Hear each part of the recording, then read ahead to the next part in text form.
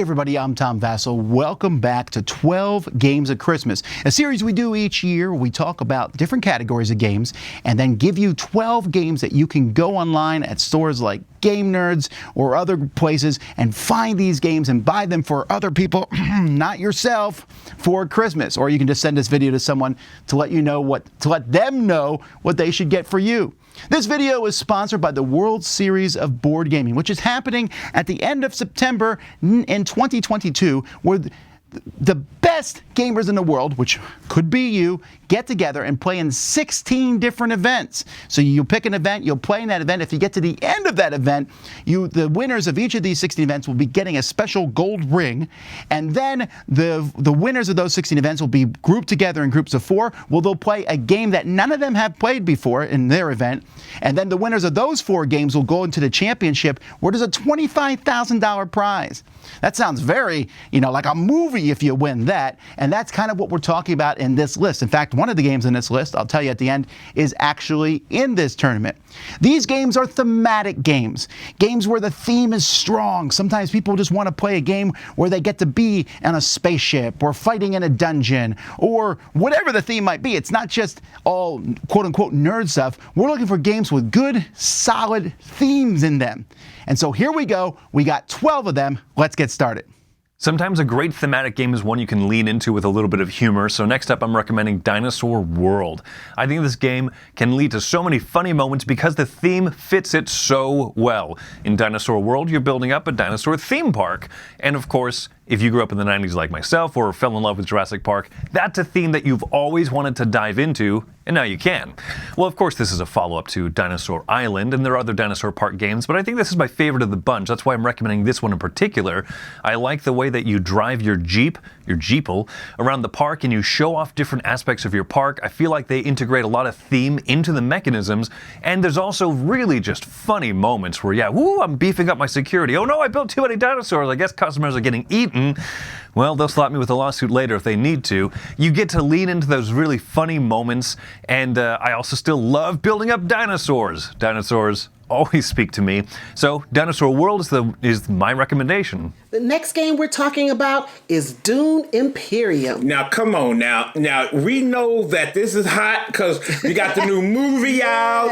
And, this game got, set collection, it's worker placement, one of our favorite mechanics. We love worker placement. And I mean, it's kind of a family game, but it is. But the big bonus for me and you is that it's set in the Dune universe. Yes. Oh, man. Dune Imperium is the jam. It is a really fun game. We had a blast playing. Yes. It's a favorite in our house. Yes. So, hey, if you want the Dune theme, worker placement, and just a really, really good game, go for it. Dune Imperium. All right, next up we have Horrified. Horrified is a cooperative game where you and your group are taking on the role of agents and they are trying to defeat a series of monsters. Now, there's actually 2 versions of Horrified. I would be happy to recommend either one. They both play essentially the same. In the first original version, you are facing off against the classic universal horror monsters, Dracula, Frankenstein, the Mummy, etc. There's also a new version that has kind of the American monsters, the cryptids, things like Mothman and the Jersey Devil and Bigfoot. But in both games, you are cooperatively trying to work together to defeat these monsters. It's a very variable game, meaning that you can choose which monsters you're facing off against. You can choose the number of monsters you're facing off against, and that's going to oftentimes determine the difficulty. But every character has their own individual powers. A really, really solid game. Very thematic. It's very fun to face off against these monsters, and you have to use different ways to defeat each of the monsters that always have nice little thematic tie-ins. So that is Horrified. Next up for this list is Sleeping Gods. If you are looking for theme, you found it in this game because, oh my goodness, if you are into open world exploration games, here it is. Ryan Lockett is the designer of this game and he creates the artwork for the game. The artwork itself brings you into the game. If you want to be sucked into a world, this is it. You are exploring with your crew. You are exploring along in a ship within this world, and you can go wherever you want, which is crazy. And you are talking to different townsfolk and village folk and whomever folks, and you are just learning a little bit more and more about the lore and the world itself. And you get to decide like which crew members are going to use their special abilities and who are going to like actually go on the mission and decide and try to like defeat whatever the challenge is at that moment. It is very hard, this game, I have to say. But ultimately, you are trying to gain these 8 totems to wake up the sleeping gods, but there's some sort of beast on your tail. And yeah, it's just awesome, like just getting to see the world and seeing the story unfold before your eyes and getting deeper and deeper into the lore of this game. So that is my pick, Sleeping Gods. The next game is a game I think a lot of people like, the theme of it for sure, and that's Funfair, because it's about running your own amusement park.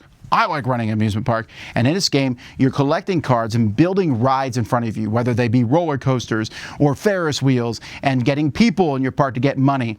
Now, this is a riff on another game called Unfair, and in fact, either game works. Unfair lets you kind of attack other people's parks and mess them up. Funfair is more of a lighter, more friendlier one. It's the one I prefer, but both games are about building up an amusement park. And so in front of you, you're gonna have these different rides. You're trying to attract as many people to them as you possibly can. I just have I'm a big fan of going to theme parks or fairs and things like that, and this game allows you to do so in card game format, and the artwork's fantastic. It's a lot of fun. Check out Funfair. One of the most thematic games in my collection is the next one that we're recommending on this list, and that is Star Wars Rebellion. Star Wars Rebellion is the original trilogy in a box, and with the expansion, Rogue One as well.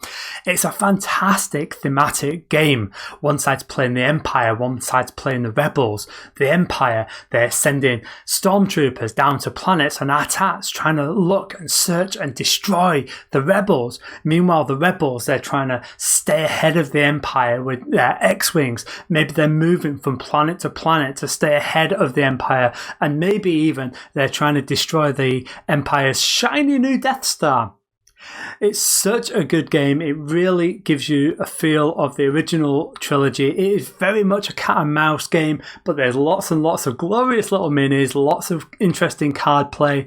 It's a long game, and it's one that I don't play enough, but I love this game, Star Wars Rebellion. Next up, we have a thematic area control game. This is Kemet, Blood and Sand. You're all different sects of Egypt trying to take over and build up your pyramids to gain more technologies to be able to conquer your opponents in battle. You're trying to take over obelisks and fulfill different things to be able to win points to win the game. If you like heavy conflict and a game that has cool miniatures as you're running around recruiting monsters, building up different units, it's a lot of fun. That is Kemet, Blood and Sand. Next up for this list is Chronicles of Crime. You want theme? This one comes with theme in strides. This one is for those who are super interested in like solving mysteries, murder mysteries, all kinds of different mysteries, I guess, or different crimes that could take place during the game. What's cool about it is you actually use an app and you're going through the story. You're trying to ask different people questions and figure out like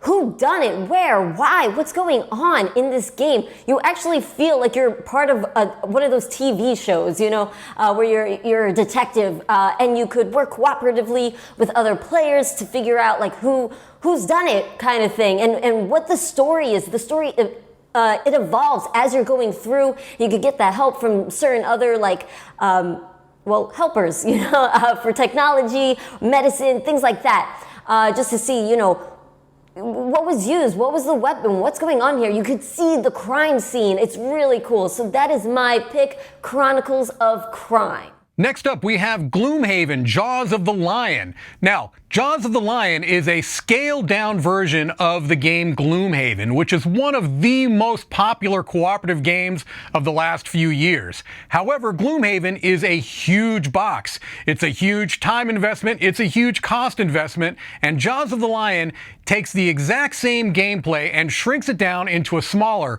more manageable, more affordable package. Also, Jaws of the Lion does a fantastic job of taking this very complex game and creating a nice tutorial system, which actually was not a part of the original game. An even bigger reason why I would recommend this as a great gift. If there is somebody that is interested in role-playing, has liked playing role-playing before, but hasn't really ventured into the board gaming sphere, this is a fantastic gift for them. Very thematic, gets you into that dungeon crawling mode, and it has, as I mentioned, that great tutorial system to take what is a relatively complex game and take you step by step so that you learn the game through the first 4 or 5 sessions. While it doesn't have as many scenarios as in the original game, there are plenty of scenarios there to get people going, and if they like this, then maybe they can move on to the larger Gloomhaven. But for a first step, Jaws of the Lion is a great choice. On the list of thematic games, Pandemic Legacy Season 0 hits the bill perfectly. We love Season 1, we love Season 2, but Season 0 brings this whole new theming of this Cold War era pandemic cooperative game, and it is just wild. One of the things that I need in a thematic game is something that can, especially a storytelling one, is something that tells the story for me, and I don't have to do a lot of work, but there's still a lot of gameplay. And I feel like this definitely has that. There's a ton of gameplay in Season 0, but also a huge story that's there, and it's telling the story for me. I don't have to piece the things together. It's telling me the story as I'm going along, and I loved that. There's all this this mystery and this intrigue, which really fits the bill of what's going on here. This one is a little bit more removed, I think, than the Season 1 and Season 2 of Pandemic Legacy, but it also just adds a whole new twist to the era. Super fun. The next game that we're talking about on this list is Mansions of Madness. So Mansions of Madness is set in the Arkham Horror universe, and it's just dripping with theme. In this game, you're going and you're completing a mission. So maybe you're trying to find information, look for survivors. Maybe you're trying to survive yourself or find clues about what's going on. And whilst you'll do this, you're searching for clues, you're going through different rooms, you never know what's going to happen. And of course, there's monsters that will try and kill you along the way. Sometimes you want to run away, sometimes you want to kill them. But generally you want to find out what's going on. Each of the stories feel really, really different. And whilst first edition you had to have a games master, second edition has got a wonderful app which takes care of that so you can play as a team, which is great, although you can play it solo. Like I say, each of these missions feels different. There's a whole bunch of expansions. Absolutely glorious. That's Mansions of Madness. The last game on this list is actually the oldest game on this list. It's just a year younger than myself, and that's Cosmic Encounter.